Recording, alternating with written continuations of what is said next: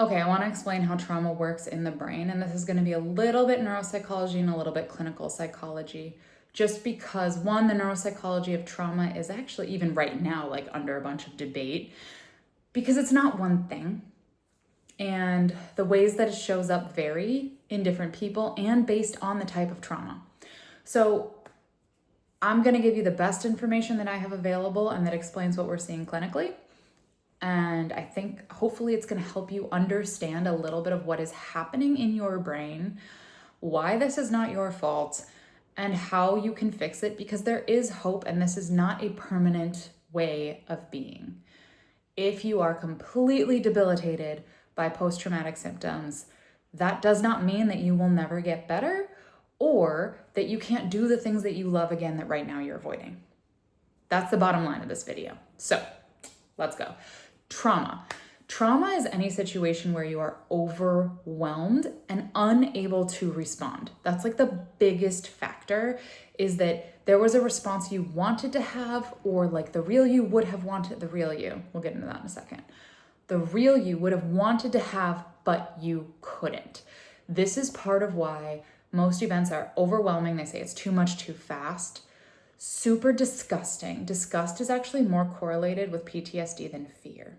Something that disgusts you, off-puts you, or, and this is where we get to the real you, shatters or disrupts core beliefs about yourself, your core identity, who you believe you truly are. So if you're in a situation that violates your values, this is why war is such a big one, why sexual assault is such a big one. Anything involving kids or anything that happens when you're a kid has a much higher likelihood of being traumatic, because you have these core beliefs about who you are. You have these values, you have these, I am this type of person, right? We create and build identities in order to understand ourselves. We have these, they're called schema within the brain about, this is what a chair is. This is what a mom is. This is what a friend is. This is what I am. And when something disrupts that, it can be extremely traumatic, and it creates new core beliefs about how you are, who you are, how the world is, what it means to trust. And those are the things that we tend to unravel more so in the cognitive side and occasionally in what I would consider good EMDR therapy and good somatic therapy. There is a part where we are unraveling some of these core beliefs that may not actually be true but came out of the trauma. These things that you learned where you thought you were this type of person and then this happened and now you're convinced that you're that type of person, and that doesn't feel aligned with this, so you don't feel like you anymore.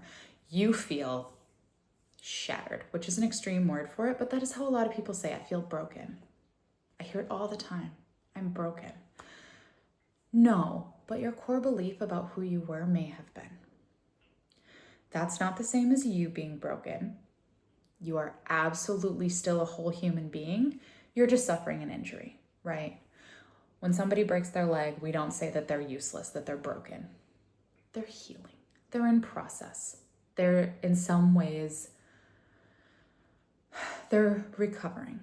So that's what a trauma is. Violates your boundaries, violates your values, puts you in a position where you are unable to respond, or where the response that you have is not in line with who you really are. You're given two choices and neither of them work for you. Neither of them are in alignment.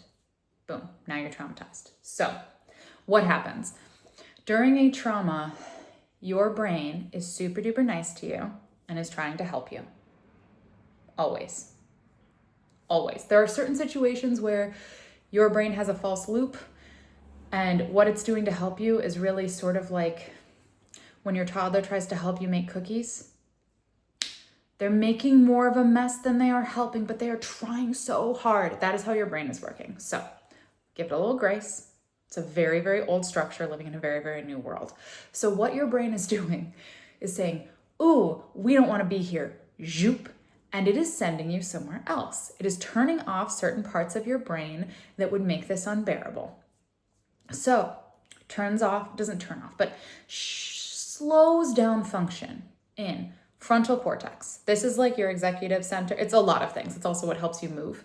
But part of it, especially dorsolateral prefrontal cortex. I want to say that's over here. That one kind of goes offline. A lot of your executive decision making, a lot of your that's why sometimes people are like, I don't know what I was doing. I don't know. It doesn't even make sense. Right. You don't. You weren't there. That part of you, partially offline. Same with memory, your hippocampus, it's a deep one. That one goes a little bit offline. So what happens is instead of having this narrative arc of a memory, you'll have flashes. Or if you try to tell the story, it'll be like here, then you're like, oh wait, back there, then there, then it's, I don't know where this piece is. There's just like little random pieces, right? It feels like what they call a fractured memory because it wasn't encoded properly, because you were overwhelmed and your brain was trying to protect you. Let's just not even remember this. And that can work, except you wake up and there are consequences and there are situations, or you remember little pieces of it. So it is a very, very strong attempt to protect you. Again, doesn't always work. And that's why we're here to work on the neuroplasticity and make sure that we can do something different going forward, help re-encode that memory. That's why a lot of the work I do involves that therapeutic memory reconsolidation, where we are taking all these fragments and putting them back into a narrative so that your brain can re-encode it as a narrative and stop having it as these little flashes. We also put it back into a narrative where you're in your body and your dorsal prefrontal cortex is online so that you can process it like a regular memory so it doesn't feel like it's still happening. Because here's the other thing with that type of memory, right? Is that when they say it gets encoded in the body, what we mean and what we see clinically is you continue to experience it like it's happening right the fuck now. So when I ask you about this event, you're going to see this picture and you are going to feel the way you felt during that part. It's not going to be like a memory where you look back and sometimes they're sad and sometimes they're overwhelming and sometimes but like it's a memory, it had happened in the past and it may no, it's going to feel like we are right here again because your brain codified this with so much amygdala activity, with so much fear to let you, because that was part of what shut down everything else. So what got encoded is also embedded with all of these brain chemicals and all of these hormones, and it'll cause, so you will go to this memory and you will feel, my heart is racing again. Oh my God, my hands are clammy. Oh, I can't breathe right. You feel completely overwhelmed. Some people get headachy. Some people get like actual flashbacks where they feel like physically they feel like they're there. They actually see where they're there, although that is not as common. They'll hear things. I mean, your entire system, this feels like it's happening right now. It's not a narrative arc that's in your history. This is a present moment. And it's terrifying. Just like the first time, you are terrified. You are experiencing either a shattering of your ego and who you believe that you are, or an event that made you feel like you were going to die, or an event where you felt so disgusted and horrified that you could not be present. And your brain is going to go, nope, we don't touch that. And it's going to be really hard to access it. So when your brain does this, your entire danger system is going off. So let's go into that. You have a system in your brain called your reticular activating system. And this is a system that notices things that are not conscious. It's going to notice patterns. It's going to notice like anything subtle. And part of this is reticular activating system is super cool. And it's not just for fear. It's actually, a lot of people use it for manifestation. They believe that it's responsible for like, what do you call that? Whatever they don't call coincidences, like where things just align in a way where, you learn about something new and then you see it everywhere, that kind of a thing. So some of that is that you're noticing it via your reticular activating system. And it's an explanation for the neuroscience of things like manifestation and magic. So it's very cool. It's a cool system. However, you can also use it to detect if there's danger. And when you have certain things encoded as this is dangerous, your brain is going to err on the side of caution and send that thing off, send those sirens out more than it probably needs to.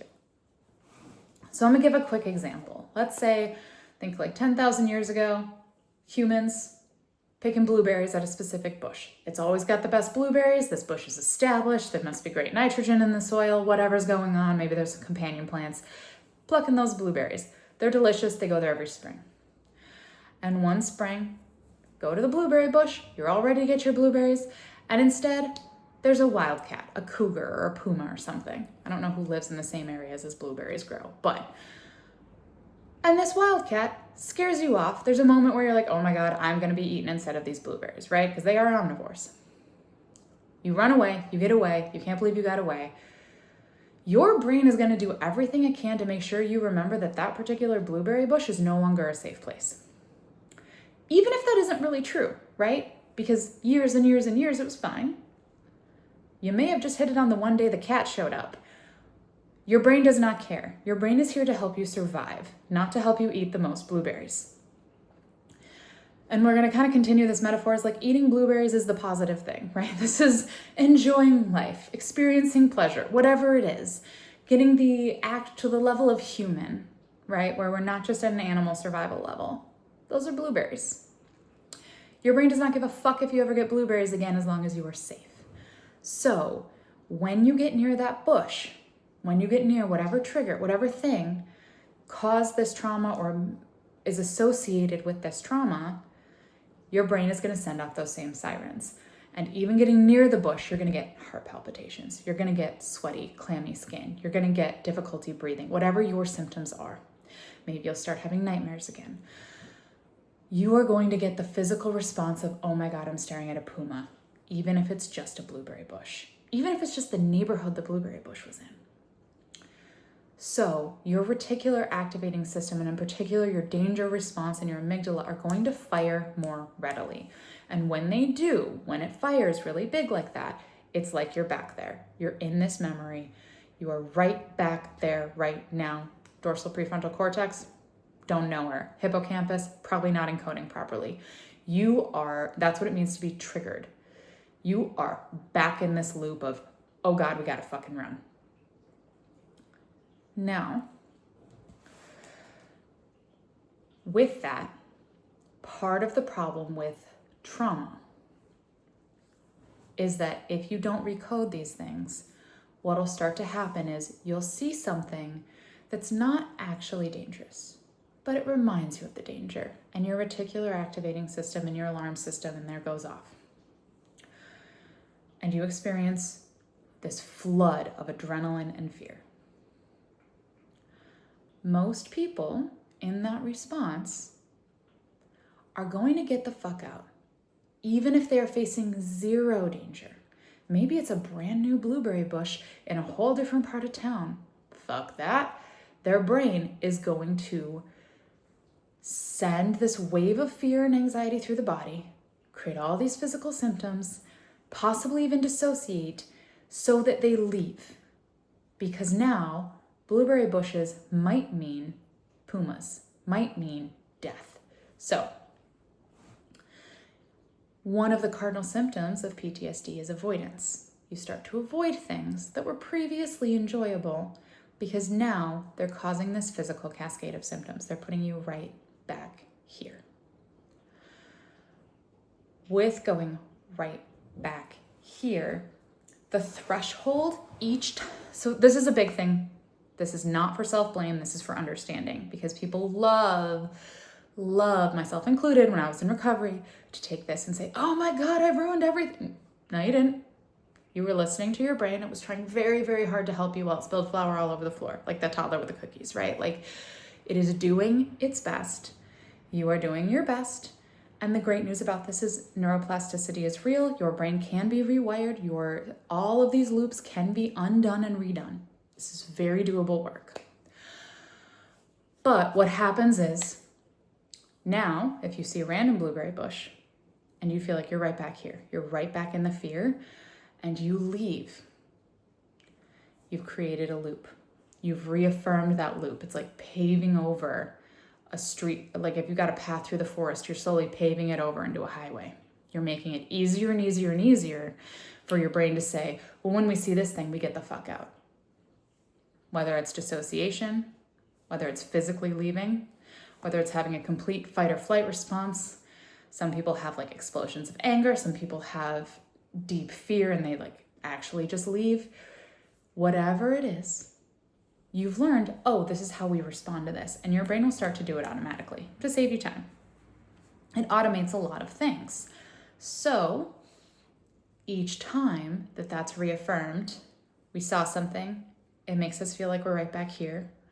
We responded as though we were right back here, reacted as though we were right back here. This thing is also dangerous. Next time we see something kind of like that, boom, and it starts to shrink your world, right? This is the avoidance piece of now, maybe you're avoiding all berry bushes. Maybe you're avoiding bushes in general. Maybe you're avoiding anything related to, you don't even go out and gather fruit anymore. Whatever it is, right? Your version of that, where you are shrinking down your world. So, check my notes here because I know there's something that I wanted to get to. Okay, yes. Here's the other thing. And this is how exposure therapy works. This was one of the first trauma therapies, and it is uncomfortable but absolutely functional, which is with this response, everything happens, you get completely overwhelmed. If you don't actually encounter danger, that response will peak at some point and it will start to come down. This is an uncomfortable way to do it. However, it does work. So what people will do, and what like original trauma therapists and helping people would do, is they would take them to something, take them to a safe blueberry bush. You stay with them, you co-regulate with them while they go through this process. And they realize, oh, this does eventually stop. This reaction stops if no danger shows up. Now, with somatic work, what I do instead is we bring you a little bit there and then we come back. And then we bring a little bit there and come back so that it's almost like exposure therapy for your body when we do pendulation, where you're having the physical response in a safe place. And then we're taking you back to somewhere where you're completely not in that response. And the goal is actually to rewire by taking two things: a feeling of safety and whatever this was, and lining them up and having them fire in the same loop so that suddenly this isn't giving you that response. It's starting to step back into its narrative arc. The drama therapy piece that we've been doing, which is the dialogue, the stepping outside, the viewing a memory from outside, some of those other techniques that we've used, talking to the inner critic kind of stuff, all of that is to help take this and put it back into the narrative arc. The somatic piece all by itself is to get this to stop being scary, to stop being physically overwhelming, so that we can look at it and put it back in its narrative arc. That's why a lot of people either do somatic therapy before, because they've tried before talk therapy, because they've tried talk therapy and they couldn't do it, or afterward, because you've done the things and you've whatever, and you've done a ton of work on it, but it still feels like it's here. It still feels too close. And even if it is a narrative, it's kind of like a series of pictures. You know what order they go in now. You understand logically that whatever they taught you about yourself, that initial injury, isn't true, but you don't necessarily feel it. That's where the somatic work comes in. So, your brain, when it sees something that it feels like might be even a little bit like this, is going to send off those alarm bells. Oh my God, we can't get near this thing. It's dangerous. We're going to get hurt. Everybody run. So, the beauty of neuroplasticity is that we can take this. We can reduce its intensity, bring it back, where it doesn't feel like it's right here and you're going to die. It's like, oh yeah, no, that was very scared at that time. We can reconsolidate it and make it part of a narrative where now you can see the whole movie play. We can use hypnosis and other kind of memory reconsolidation to make that memory less potent. It doesn't mean that you don't remember it, and it doesn't mean you don't remember how it feels, but it doesn't feel like it's happening right now. That's the main goal of all that. So we can get that into this nice little narrative arc. And then we can look at, what did it teach you about who you were, who you were not? And we can actually change that, not just on a cognitive level, but on a deep soul level, for lack of a better word, really, because it is what humans experience as the soul is largely body-based. This feeling of, no, I am this person. And this thing that I learned about who I could be in a crisis, or about what happens when my brain is offline, doesn't need to be part of my integral sense of self. It can be something I have an awareness of, oh, when I'm in danger, I have this. And feel more like a tool that you have available to you than a deep, gaping personality flaw that has fundamentally disrupted who you are. Where you realize, oh, I'm not a violent person, but I am armed in this position. When these things happen, I know how to protect myself. Or when something like this happens, I know how to stay soft and calm, or whatever it is. There is a positive within what you learn about yourself, even if it doesn't feel like it now. And we can take that to help kind of reassert and rebuild, and sometimes even expand on your core identity and on your core beliefs about who you are, how you are, and how the world is.